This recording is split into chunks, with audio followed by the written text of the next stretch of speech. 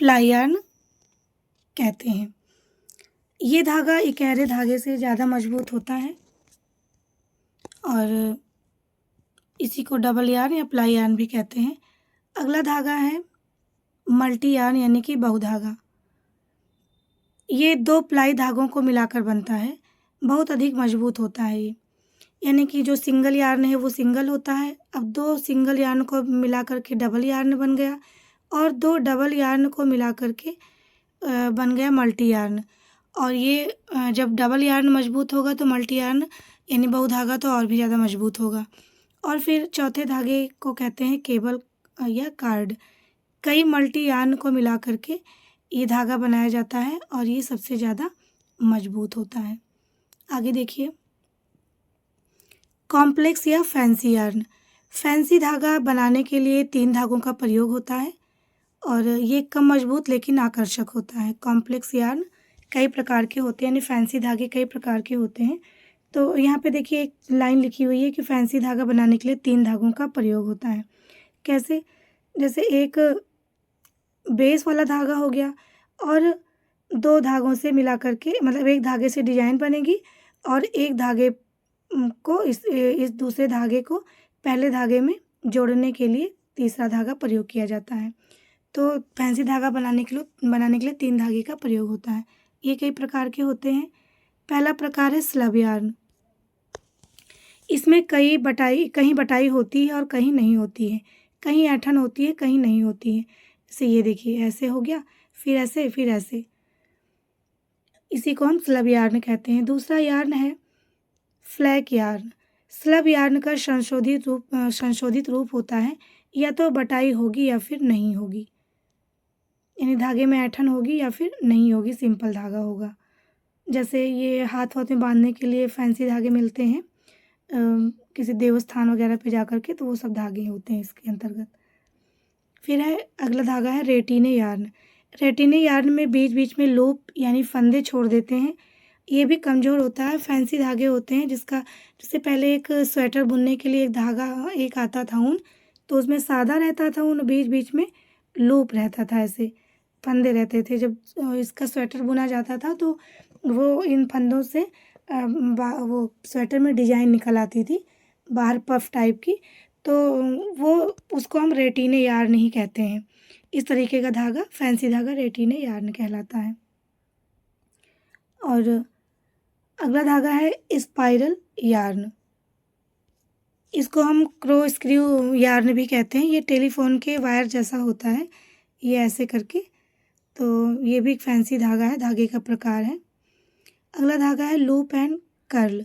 यह समान आकार के कई फंदे इसमें छोड़े जाते हैं। इसे बकल के नाम से भी जानते हैं। जैसे यहाँ पे मैंने चित्र बनाया, देखिए ऐसे धागे होते हैं और ये फैंसी धागे कहलाते हैं। फिर है स्पॉट एंड नॉट, धब्बा और गांठ धागा। आप लोगों ने बहुत सारे धागे ऐसे देखे होंगे मेला वगैरह में, जहाँ देवस्थान वगैरह होते हैं, धागे मिलते हैं, ऐसे धागे होते हैं, फिर इसमें ज़रा सा कहीं गांठ आ जाती है, फिर ऐसे धागा, फिर इसमें ज़रा सी गांठ आ जाती है। ये धागा भी फैंसी धागा कहलाता है। स्पॉट एंड नॉट धागा इसको कहते हैं। इन सब का प्रयोग फैंसी कपड़ों में होता है। ये केवल मैंने समझाने के लिए बताया है, ऐसे धागे मिलते हैं। अगला है स्टिच यार्न। खींचने वाला धागा भी इसको कहते हैं। जैसे लेगी या मैक्सी में ये जो नियोप्रिन धागा और स्पेंडेक्स धागा प्रयोग होता है, ये भी फैंसी यार्न है। जिससे ये धागा, वैसे तो इस धागे से बने हुए जो वस्त्र होते हैं वो बिल्कुल चिपके रहते हैं, लेकिन अगर आवश्यकता पड़ती है तो ये काफ़ी खिंच भी जाते हैं। जैसे लेगी या मैक्सी में जो धागे प्रयोग होते हैं वही स्टिच यार्न ही प्रयोग होते हैं। फिर एक धागा है ग्रैंडल यार्न। जब 2 या 2 से अधिक रंग वाले धागों को मिलाकर बटाई कर दी जाती है तो वो ग्रैंडल यार्न कहलाता है। 2 अलग अलग रंगों के धागों को मिलाकर के एक धागा बना देने से बहुत ही सुंदर धागा दिखता है। इसी को ही ग्रैंडल यार्न कहते हैं। अगला है लेटेक्स यार्न। रबर की तार के साथ नायलॉन आदि को मिला के जो धागा बनता है उसी को लेटेक्स यार्न कहते हैं। ये भी फैंसी धागे के अंतर्गत आता है। एक अगला धागा है कभी यार्न, बल्कि यार्न या फिर क्रिम्पिंग यार्न, इसी को सफ़र यार्न भी कहते हैं। इस धागे में रेशों में हवा शामिल कराई जाती है, जिससे रेशा फूला फूला दिखाई देता है। जैसे कि जूते की लेस जो बांधने वाली होती है, फूला धागा होता है, तो उसी को ही हम बल्कि यार्न कहते हैं। ये भी फैंसी धागा ही कहलाता है। ये फैंसी धागों के और सादे धागों के प्रकार थे। और अब हम जानेंगे कि धागे की गिनती, यार्न काउंट क्या होता है और इसके अंतर्गत कितने प्रकार होते हैं यार्न काउंट के। तो आइए हम जानें कि धागे की गिनती। इसे धागे कहते नहीं, इतने नंबर का धागा है, 2 नंबर का धागा, 3 नंबर का धागा। कभी कभी हम जब 1 नंबर का धागा कहते हैं तो बहुत पतला धागा मिल जाता है, कभी कभी हम 2 नंबर का धागा कहते हैं तो मोटा धागा मिल जाता है। तो जैसे जैसे संख्या बढ़ती जाती है, धागे की लंबाई मोटाई बढ़ती जाती है और उसी हिसाब से इसी को हम धागे की संख्या कहते हैं। धागे की गिनती के अंतर्गत यार्न काउंट में 2 प्रकार के धागे प्रयोग किए जाते हैं। 2 प्रकार की पद्धतियाँ प्रयोग की जाती है। एक होती है निश्चित लंबाई पद्धति और दूसरी है निश्चित वजन पद्धति। और एक नई पद्धति और विकसित हुई है, तीसरी पद्धति, इसको कहते हैं टैक्स प्रणाली। 3 प्रणालियाँ आपको धागे की गिनती में मिलेंगी और इन सभी से प्रश्न आते हैं, इसीलिए ये बहुत ही इम्पोर्टेंट टॉपिक है, इसको ध्यान से देखिएगा। तो सबसे पहले हम देखेंगे धागे की गिनती में निश्चित लंबाई पद्धति क्या होती है।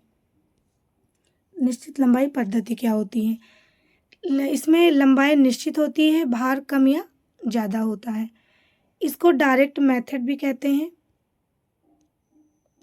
और इसमें निश्चित रहती है, इसमें लंबाई निश्चित रहती है और भार कम या ज़्यादा होता है।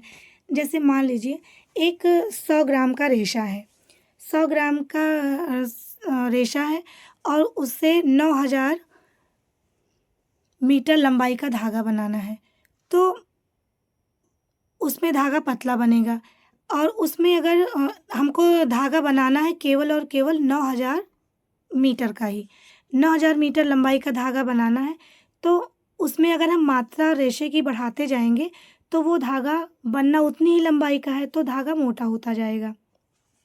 जैसे अगर हम 100 ग्राम में 9000 मीटर लंबाई का धागा बनाएंगे और अगर हम 500 ग्राम में 9000 मीटर लंबाई का धागा बनाएंगे, दोनों धागे में अंतर होगा कि नहीं होगा? अंतर होगा, क्योंकि 100 ग्राम रेशे में अगर हम 9000 लंबाई मीटर का धागा खींचेंगे तो वो पतला होगा और अगर हम लंबाई उतनी ही रखेंगे लेकिन रेशे की मात्रा बढ़ा देंगे, 500 ग्राम रेशे की मात्रा कर देते हैं, तो धागा बनेगा 9000 मीटर लंबाई का ही, लेकिन वो धागा थोड़ा सा मोटा होगा। एक बहुत ही साधारण उदाहरण से हम समझते हैं। कोई व्यक्ति है, वो 6 फीट का व्यक्ति है, उसकी लंबाई केवल 6 फीट है, लेकिन अगर उसके अंदर चर्बी की मात्रा बढ़ती जाएगी तो व्यक्ति तो लंबा होगा नहीं, वो तो 6 फीट का ही रहेगा। तो अगर हम उसके अंदर चर्बी की मात्रा बढ़ाते जाएंगे, वसा की मात्रा उसके शरीर में बढ़ाते जाएंगे, तो व्यक्ति लंबा तो होगा नहीं, वो फैल जाएगा, यानी कि मोटा हो जाएगा। उसी प्रकार से इस पद्धति में भी है कि धागा बनना है 9000 मीटर लंबाई का ही, अगर उसमें हम रेशे की मात्रा यानी जिससे धागा बनना है उसकी मात्रा अगर हम बढ़ाते जाएंगे तो वो धागा मोटा ही होगा, ना कि पतला होगा। और उसकी लंबाई क्योंकि उतनी ही रहनी है, 9000 मीटर से ज़्यादा लंबाई बढ़ानी ही नहीं है, भले उसमें रुई की मात्रा या रेशे की मात्रा बढ़ाते ही जाइए। ये विधि, तो इसीलिए इसमें 1 नंबर का जो धागा होता है वो सबसे पतला होता है और 2 नंबर का धागा उससे मोटा, 3 नंबर का धागा उससे मोटा। इसमें जैसे जैसे धागे की संख्या बढ़ती जाती है, धागा मोटा होता जाता है। इस पद्धति में डेनियर आता है, 1 डेनियर बराबर 9000 मीटर और माइक्रो डेनियर बराबर 1000 मीटर। ठीक है, अब ये टेक्स्ट के बारे में आगे हम देखेंगे, जो तीसरा नंबर था इसमें नहीं पढ़ेंगे ये वाला। अब हम जानेंगे निश्चित वजन पद्धति का। निश्चित वजन पद्धति में इसमें वजन निश्चित होता है, इसमें लंबाई निश्चित थी इसमें, और इसमें वजन निश्चित होता है। धागे की लंबाई कम या ज़्यादा हो सकती है, इसमें लंबाई निश्चित थी, भार कम या ज़्यादा होता था, और इसमें वजन निश्चित है, धागे की लंबाई कम और ज़्यादा होगी। यानी कि जैसे एक गुथा हुआ आटा है, गुथा हुआ आटा है तो 50 ग्राम की हमने ले ही ली बनाने के लिए रोटी। तो इसमें 50 ग्राम है और वज़न निश्चित है। 50 ग्राम में ही अगर हम कहें कि बहुत बड़ी रोटी बनाओ तो रोटी पतली हो जाएगी। अगर हम कहेंगे छोटी रोटी बनाओ तो रोटी मोटी होगी। तो इसमें वज़न निश्चित है और लंबाई कितनी भी आप खींचेंगे। तो वज़न अगर निश्चित है, इसमें लंबाई खींचते जाएँगे तो लंबाई बढ़ेगी कि नहीं? एक छोटा-सा उदाहरण इसमें जान लीजिए, वो आटे की लेई वाला जो आपको समझ में नहीं आया होगा, रोटी वाला उदाहरण।